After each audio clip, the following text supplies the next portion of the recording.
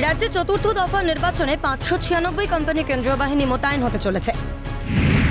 বৃহস্পতিবার মুখ্য নির্বাচনী আধিকারিক আরিজ আফতাব, সিআরপিএফ আইজি বিকে শর্মা, ফোর্স কোঅর্ডিনেশন কমিটি এবং ডিএমএসপিদের সঙ্গে বৈঠকের পর এমনই সিদ্ধান্ত নিয়েছে কমিশন। রাজ্যে চতুর্থ দফার ভোটে মোট 8টি কেন্দ্রে ভোট গ্রহণ হবে। থাকবে কিউআরটি ফোর্স, কোনো অশান্তি বরদাস্ত করা হবে না। 406 কোম্পানি কেন্দ্রীয় বাহিনী নিয়েই হবে তৃতীয় দফার নির্বাচন। 334 কোম্পানি বাহিনী মজুত থাকবে বুথের ভিতরে।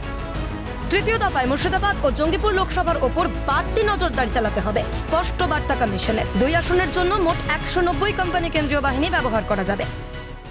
আজকে এই বৈঠকে কিন্তু এই 8টি লোকসভা কেন্দ্রে যারা জেলা নির্বাচনী আধিকারিকরা রয়েছেন তারা একদিকে উপস্থিত রয়েছেন বিশেষ পুলিশ পর্যবেক্ষক রয়েছেন, সাধারণ বিশেষ পুলিশ পর্যবেক্ষক যারা রয়েছেন তারা কিন্তু এই বৈঠকে রয়েছেন।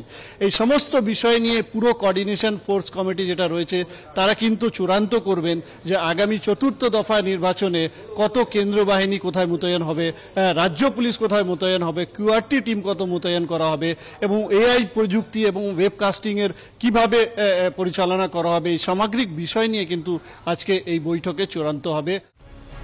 বৃহস্পতিবার বৈঠকের পর কমিশনের তরফ থেকে ভোট সংক্রান্ত বেশ কিছু তথ্য দেওয়া হয়েছে। যেমন ভোট ঘোষণার দিন থেকে এখনো পর্যন্ত নির্বাচন কমিশনে মোট অভিযোগ জমা পড়েছে 19,274টি, যার মধ্যে পদক্ষেপ নেওয়া হয়েছে 16,919টি অভিযোগের 2,271টি অভিযোগ বাতিল করা হয়েছে, 84টি পেন্ডিং রয়েছে। ভোট ঘোষণার দিন থেকে এখনো পর্যন্ত লাইসেন্সড অস্ত্র জমা পড়েছে 43,931টি, নাকা চেকিং হয়েছে 762টি জায়গায়, পুলিশ কর্তৃক বেআইনি অস্ত্র উদ্ধার হয়েছে 509টি, কার্তুজ 704টি, 1234টি বোমা এবং মোট 50.36 কেজি বিস্ফোরক উদ্ধার হয়েছে। ভোট ঘোষণার দিন থেকে বৃহস্পতিবার পর্যন্ত 305.16 কোটি টাকা বাজেয়াপ্ত করেছে কমিশন।